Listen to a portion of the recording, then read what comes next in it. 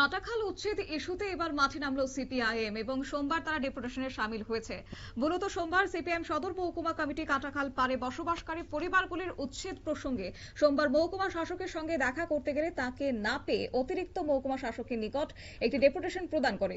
ডেপুটেশনের দাবি জানানো হয় নোটিশ প্রাপ্ত পরিবারগুলোকে উপযুক্ত পুনর্বাসনের ব্যবস্থা না করে উচ্ছেদ প্রক্রিয়া বন্ধ রাখতে হবে।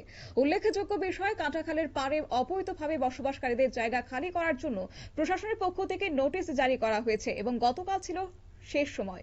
এর প্রতিবাদে রবিবার অভয়নগর ব্রিজ সংলগ্ন এলাকায় কাঁটাখালের পাড়ের বাসিন্দারা রাস্তা অবরোধ করে পুনর্বাসনের দাবি তুলেছেন।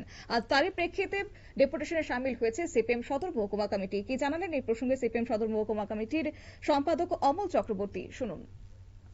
একটা প্রতিনিধি দল আজকে সদর মহকুমা শাসকের কাছে আমরা টাইম চেয়েছিলাম।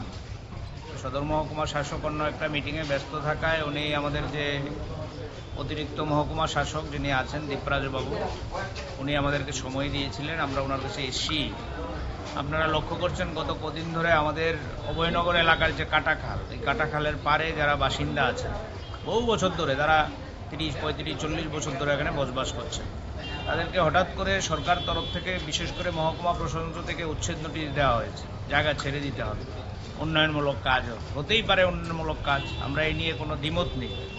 কিন্তু আমরা লক্ষ্য করছি এই যে শ্রমজীবী মানুষগুলো তারা রাস্তায় বসার উপক্রম হয়েছে।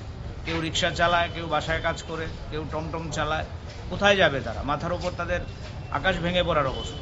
গতকাল দেখেছেন তারা দলমত নির্বিশেষে রাস্তা অবরোধ করেছে। আমরা সিপিআইএম এর পক্ষ থেকে ওখানে গিয়ে প্রতিবাদ সভা করেছি। আমাদের প্রাক্তন সাংসদ থেকে শুরু করে আমাদের নেতৃত্বরা গিয়ে ওখানকার যারা ভিকটিম তাদের সাথে কথা বলেছি। তা আমরা তো জানেন আমরা আইনের শাসন আমরা মেনে চলি। আমরা এখানে গিয়ে এরকম এই ঘটনায় এখন শুরু হয়েছে রাজনৈতিক চাপানোত্তর। সদর মহকুমা কমিটি স্পষ্টভাবে জানিয়েছে, গরিব মানুষের মাথার উপর থেকে ছাদ কেড়ে নিয়ে উন্নয়নের নামে উচ্ছেদ কোনোভাবেই মেনে নেওয়া যাবে না।